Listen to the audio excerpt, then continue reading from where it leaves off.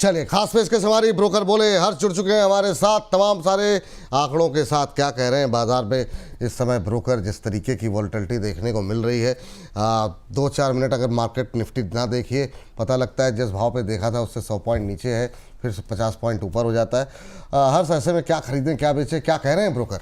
जी, सबसे पहली रिपोर्ट यथार्थ हॉस्पिटल पर आई है और अगर आप देखें तो न्यूमामा की रिपोर्ट है। खरीदारी की सलाह 920 रुपये के इन्होंने लक्ष्य दिया है। इनका सबसे पहले कहना है कि उत्तर भारत में जो यथार्थ हॉस्पिटल की चेन है वो तेज़ी से आगे बढ़ रही है। अगर आप रेवेन्यू के मोर्चे की बात करें वित्त वर्ष 2025 से लेके 28 के बीच में, तो 30% की ग्रोथ मान के चल रहे हैं। एबिटा की बात करें अगर, तो इसमें 31% की ग्रोथ ये मान रहे हैं कि इस दौरान के बीच में देखने को मिल सकती है। बेड क्षमता है लगभग डबल हो सकती है FY30 तक यहाँ पर, यानी कि अभी 2500 है, 5000 तक ये जो बेड क्षमता है वो जाती हुई दिख सकती है यहाँ पे। दिल्ली NCR में नए अस्पताल लाने की जो है कंपनी कोशिश कर रही है। यहाँ पे एंकोलॉजी, ट्रांसप्लांट जैसी नई सुविधाएं होती हुई दिख सकती है यहाँ पे।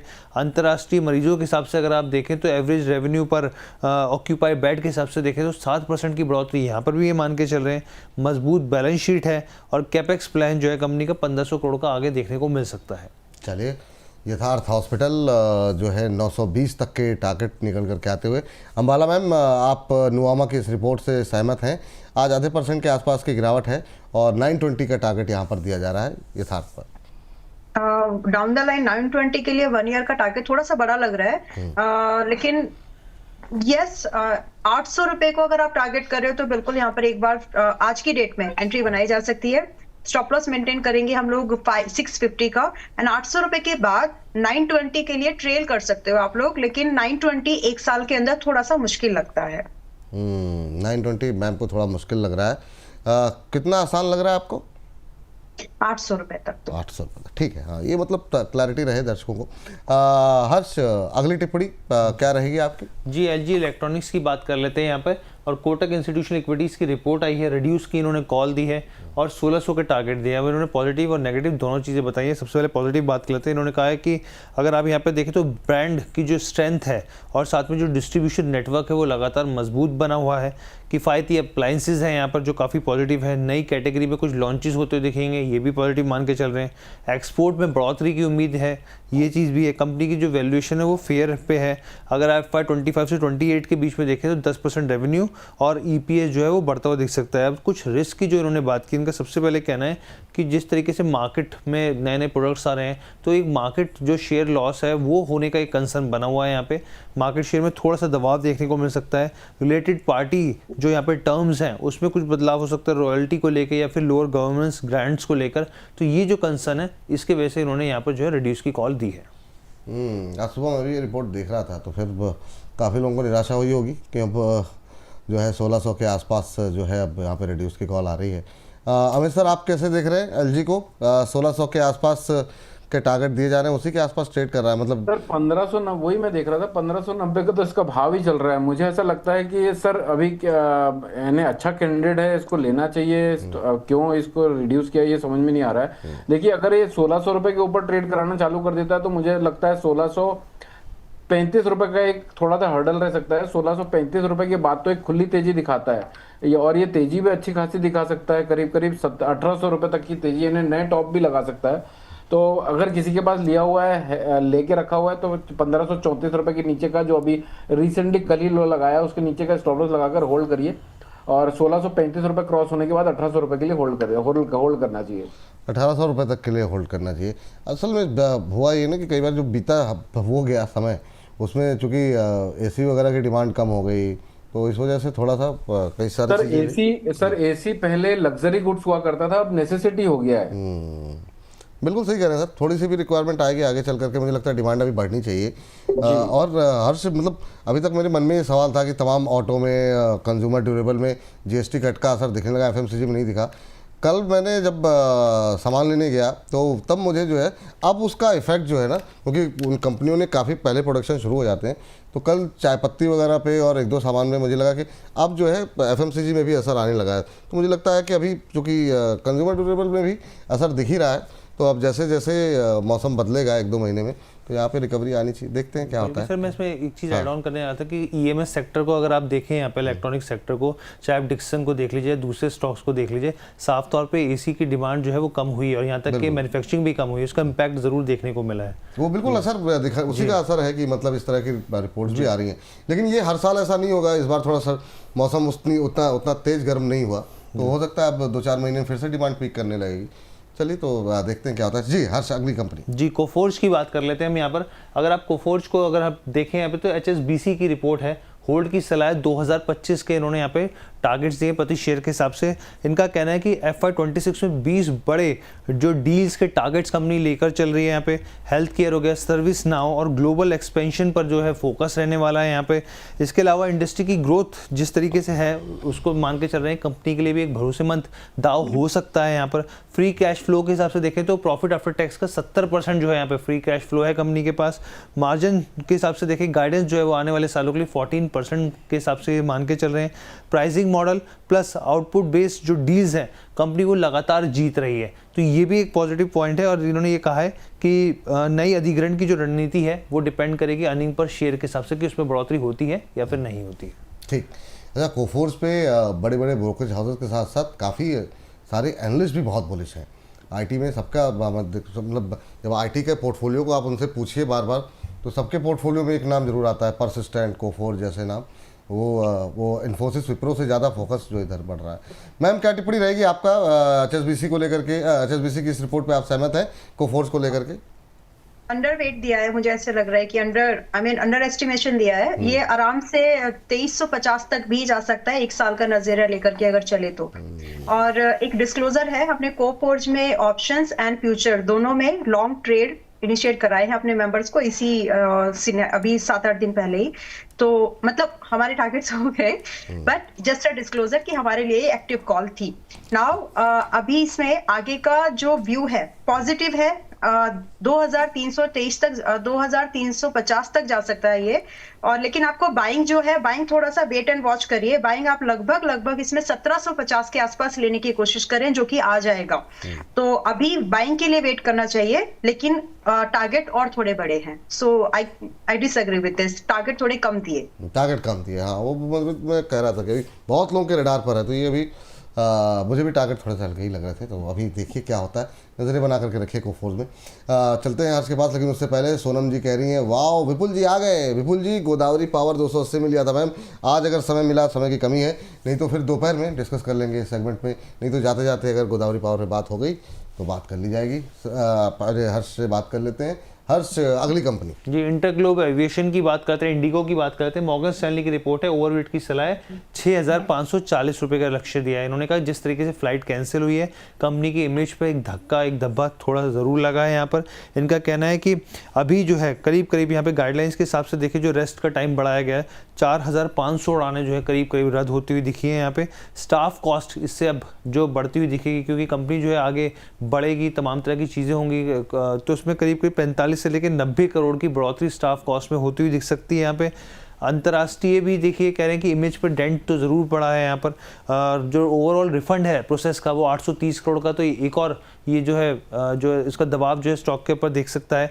इसके अलावा इन्होंने कहा है कि FY26 के सेकंड फेज में बाद के 6 महीने में एक हल्की ग्रोथ देखने को मिल सकती है। 1 साल का रिस्क ज़रूर इनको दिख रहा है, दबाव ज़रूर दिख रहा है इनको, और लेकिन रिस्क रिवॉर्ड रेशियो जो है वो इनको काफ़ी फेवरेबल लग रहा है यहाँ पर। इंटरग्लोब एविएशन 6540, अभी के लिए तो खैर सेंटिमेंट्स इतना ख़राब हो गए हैं, लोगों का गुस्सा काफ़ी ज़्यादा है। हालांकि कल थोड़ी सी रिकवरी थी। सर क्या टिप्पणी रहेगी अमित सर आपकी इंटरग्लोब एविएशन पे? विपुल जी, ये सुधर तो सकता है, लेकिन उसको सुधरने में टाइम लगेगा। पहला पॉइंट ये है। दूसरा पॉइंट, एंट्री लेवल 4200 रुपए के आसपास ठीक ठाक लगते हैं, अभी तो बहुत ऊपर है वहां से भी, यानी 15-20% की गिरावट और आ सकती है। अगर 4200 रुपए के आसपास मिले और इन केस कभी धक्का मुक्की में 3800 रुपए, 4200 से 3800 रुपए की रेंज में मिले, तो वहां से बाय करना चाहिए। और अगर फिर बाद में सेंटिमेंट सुधरते हैं तो फिर हम ये टारगेट्स देख सकते हैं। यहाँ पर एंट्री करना तो सजेस्टेबल नहीं है। अभी एंट्री करना सजेशन अभी नहीं है, थोड़ा सेंटिमेंट सुधर जाए, क्योंकि ये तो रिपोर्ट्स काफ़ी लंबी होती है, लंबे समय के लिए होती है, 1 साल 1.5 साल का नज़रिया होता है। प्राइस एंट्री करना कहाँ करनी है वो हमारे एक्सपर्ट आपको बताएंगे। अभी के लिए सेंटिमेंट थोड़ा सा ख़राब है, तो हो सकता है थोड़ी और गिरावट यहाँ पर देखने को मिले। कुछ हालात सुधरेंगे, वक्त हालात बदलेंगे, तो फिर बातचीत कर ली जाएगी इंटरग्लोब एविएशन पे। हर्ष वैसे भी रिपोर्ट पे नज़र रखते ही हैं। तो हर्ष, धन्यवाद, बहुत बहुत शुक्रिया आपका ये तमाम जानकारी लेकर के आने के लिए। और मुंबई की क्या तैयारियां हैं, पूरी तैयारी हो गई आपकी? जी बिल्कुल, आज शाम को करूँगा सर स्टार्ट। चलिए ठीक है, आज शाम को तैयारी करेंगे। अंबाला मैम और अमित सर, क्या तैयारी है मैम? सर आप लोग पहुँच रहे हैं ना? हर्ष जी, गर्म कपड़े ज्यादा मत रखिएगा, क्योंकि दिल्ली से अगर आप महाराष्ट्र को कंपेयर करें तो इतनी गर्मी नहीं, इतनी ठंड नहीं होती यहाँ पर। नहीं, हर्ष को वैसे भी गर्मी में हॉट आदमी है उसमें कोई समस्या नहीं है। अंबाला मैम आप पहुँच रही हैं ना? मैं कोशिश में हूँ। जी मैम, पूरी कोशिश कीजिएगा आप लोग पहुँचे। अमित सर? अंकुश जी और अतुल जी पहुंच जाएंगे मेरी तरफ से। सर मैं गोवा हूँ, लास्ट वीक भी बताया था आपको, और अगर गोवा नहीं गया तो मेरे को गोवा बना देंगे, फैमिली वालों ने बहुत पहले से प्लान कर रखा था। चलिए अंकुश जी से फिर मुलाकात करेंगे। और लेकिन ये है कि आप लोग पहुँचिए अपने फेवरेट एक्सपर्ट से मिलने के लिए, और वहाँ पर हम लोग बेसब्री से कर रहे हैं आपका इंतज़ार। और मुंबई के लिए आप लोग अपनी टिकट अभी तक नहीं बुक कराइए। जो लोग आसपास के इलाकों में, जो लोग मुंबई में हैं, तो अपना ऑटो बुक करके पहुँचिए, या अपनी गाड़ी से आइए, या फिर जैसे मन गए वैसे आइए, मेट्रो से आइए। तो ये तमाम डिग्नेटरीज वहाँ पर पहुँच रही हैं, वहाँ पर पहुँचिए। यहाँ पर हमारे तमाम जो है नितिन गडकरी जी, एकनाथ शिंदे जी, राघव चड्ढा साहब, आशीष शेलार साहब, सौरभ शुक्ला जी, ये वहाँ पर मौजूद रहेंगे अलग कार्यक्रमों के ज़रिए। अमर उजाला के हमारे इस खास कार्यक्रम में अवश्य पहुँचिए।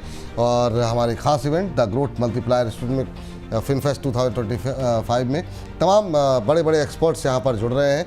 और आपको बता दें कि हमारे डिस्क्रिप्शन बॉक्स में और हमारे चैट बॉक्स में जाकर के अपना रजिस्ट्रेशन जरूर करा दीजिए अगर आप आना चाह रहे हैं। हमारे मेन स्पॉन्सर हैं Sanchay CRM for investment gurus, diamond sponsor है डबल टिक और Baroda BNP Paribas mutual fund, platinum sponsor है Axis mutual fund, ITI mutual fund, the wealth company mutual fund, ASK investment managers और अल्फा बी रिच। कार्यक्रम के gold sponsor है Ashoka white oak, Aditya Birla mutual fund, Motilal Oswal mutual fund और asset 361।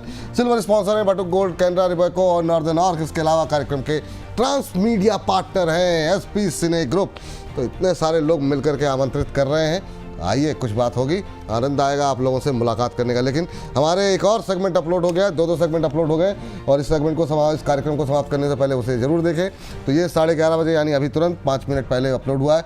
छोटों में है दम या बड़ों पर करे भरोसा, आज के ट्रेंडिंग स्टॉक्स पे, जिसमें हमने बातचीत की है Hindustan zinc, Vodafone, Hindustan copper, united spirits, Kaynes technology, Jyoti CNC, Balrampur Chini, Suzlon, BSC, CDSL, Chennai petro. इनमें आपकी पोजीशन या बनाना चाहते हैं तो देखिए हमारा एक खास सेगमेंट। इससे पहले आज की जो लिस्टिंग हुई है धमाकेदार, उस पर क्या स्ट्रेटजी होनी चाहिए, और आज के तीनों जो हमारे महत्वपूर्ण जो है IPOs आज लिस्ट हुए हैं, जिसमें कि मीशो का IPO है, एक्विस का IPO है, विद्या वायर्स IPO। इसमें अगर आप पैसे अभी लगाना चाह रहे हैं या आपने आपको IPO मिला था, अभी क्या करना चाहिए, ये सेगमेंट जाकर के देखिए। अरुण केजरीवाल, अविनाश गोरखकर और प्रदीप हल्दर जी की राय यहाँ पर आपको मिलेगी। तो इस सेगमेंट का आनंद लीजिए और लगातार हमारे साथ बने रहिए। मैम, आप दोनों का डिस्क्लोजर, सबसे पहले अंबाला मैम आपसे, फिर अमित सर आपसे। अंबाला मैम, क्या डिस्क्लोजर रहेगा आपका? एक्सेप्ट पारस, बाकी सभी स्टॉक्स में कोई सिग्निफिकेंट होल्डिंग मेरी नहीं है। मेंबर्स के पास रिकमेंडेशंस के तौर पर स्टॉक्स शफल होते रहते हैं, it's always there. And trading and investments are subject to market risk. Please understand the risk before investing, that is very important. And that's all, thank you. और अभी जो हमने टिप्पणी करी तो उस पर एक जो पढ़ने वाली बात पे, चेहरा पढ़ने वाली बात पे अमित जी की बात हो रही थी। हमारे एक दर्शक जी ने लिखा है, संजय कुमार धीर जी लिखते हैं, विपुल जी, अंबाला बहन, अमित जी को नमन। चेहरा पढ़ने की बात ना करो, लिखते हैं, चेहरा पढ़ने की बात ना करो।